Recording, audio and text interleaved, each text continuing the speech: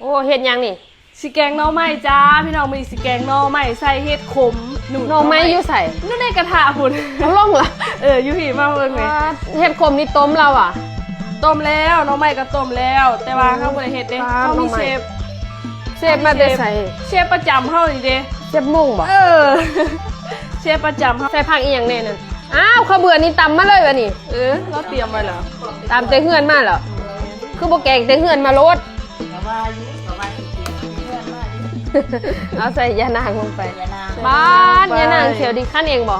ขั้นเองแล้วต้นแกงแซ่บๆคือมื้อนั้นเด้อแซ่บซุมื้อแล้วเนาะผู้ใดตำหุงมื้อนี่เสียงคือเก่าตัวตำหุงน่ะเปลี่ยนกันแน่เป็นตาแซ่บคักดูป๊อดเอายังใส่น้ำมันแกงลูกคอเพราะว่ามันน่าสูงแกงหน่อหม้อบักใหญ่มันขมมันบ่อันนี้กินได้เลยป่ะได้ต้มมาแล้วเห็นบ่สิมึงก่อนเพราะว่าเคยกินแล้วขมแล้วกินม่วงค่ะ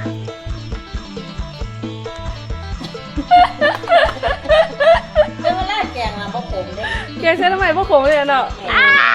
ขมมันนี่ก็พากันกินเนาะปรุงเลยว่าวันนี้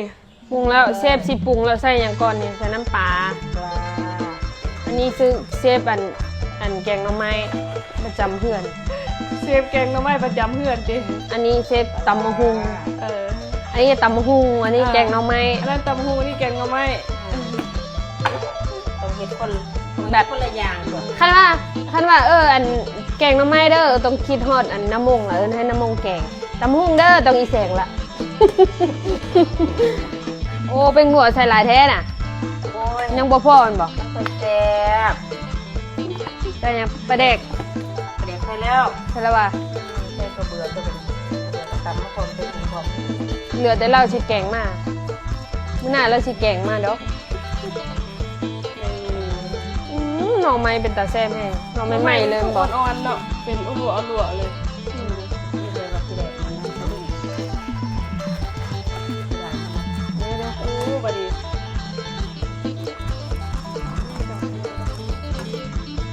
เอา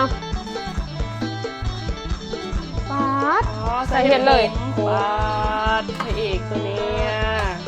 เห็ดโคมีก็หลายเอาไปเอามันไปใส่ไปหาส่วงก่อนบ่ไปเก็บเอาอยู่หน้าแล้วเนาะก็สิอยากภาษาเห็ดตื่นฝุ่นแล้วย่างไปกระเตะไปแม่นบอกคือนาส่วนนี้ได้สิไปเก็บน้ำปาดเป็นตาแซ่บบ่พี่น้องแกงหน่อไม้ใส่เห็ดขมบันเอาพักลงเพราะไปเด็กบ่พอเลย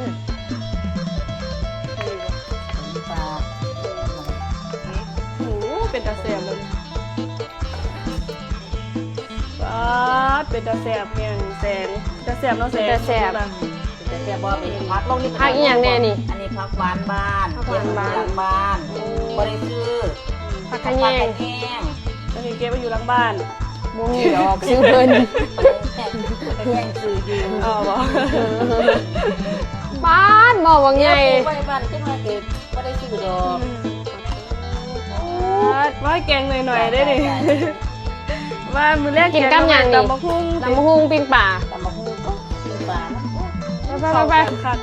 ไปเฮาเกี่ยมตำมะฮุ่งกันไปไปตำมะฮุ่งด้วยแสงไปตำมะฮุ่งปาดเบิ่งอุ้ยแบบแพง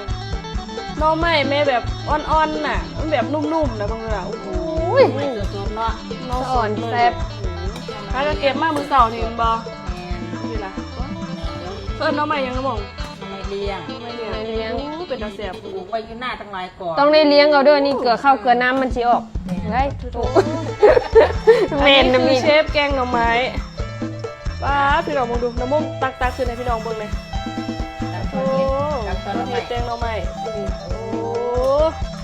เป็นตาแซ่บแห้งพี่น้องเอ้ยมาเด้อมากินกันเด้อโอ้แซ่บเบิ่งก็รู้เลยว่าเป็นตาแซ่บขนาดยังบ่ได้ชิมเด้นี่เนาะโอ้เห็ดขมเยอะแต่ว่าเห็ดขมแกงแซ่แบบนี้ก็บ่ขมเลยเนาะน้ำมงเนาะบ่ขมกินดิบแบบเมื่อกี้บ่ไหวสุดยอดสุกลานบ่นี่โอ้มาเด้อพี่น้องแซ่บๆน้ำกันเด้อเป็นตาแซ่บแห้งมาน้ำมงตักถ้วยเลย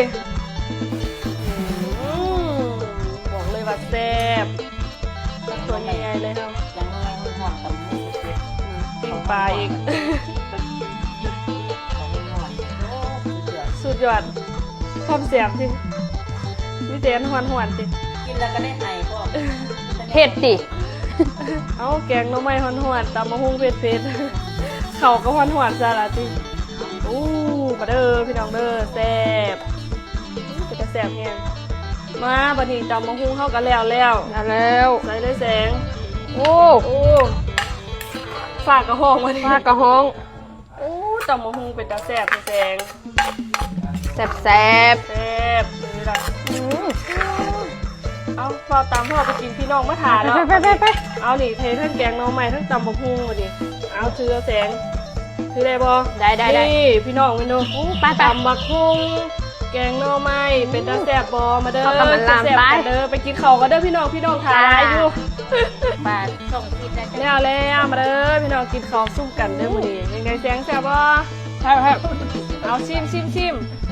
มแกงหน้อไม้ ชิม ชิม มีป่นน้ำมันนี่น่ะอันนี้มีปิ้งป่าน้ แซ่บบ่ ำปิ้งป่ายังปิ้งปลาขาวอ่ะ บ่แซ่บจังได๋เจ้าของเฮ็ด กำลังว่า สิ สิ เรา บ่ บ่ แซ่ แซ่ บบ ก็บ่ได้เนาะเอาให้ลองให้คุณชิมมึงดู ชิมตำหุงก่อน แซ่บบ่แสงฟ้าเหลื่อมเนาะเอาสวีแล้วพี่น้องขอตัวไปกินข้าวกันเด้อบ๊ายบายโอเคบ๊ายบาย กินบ่อนั่น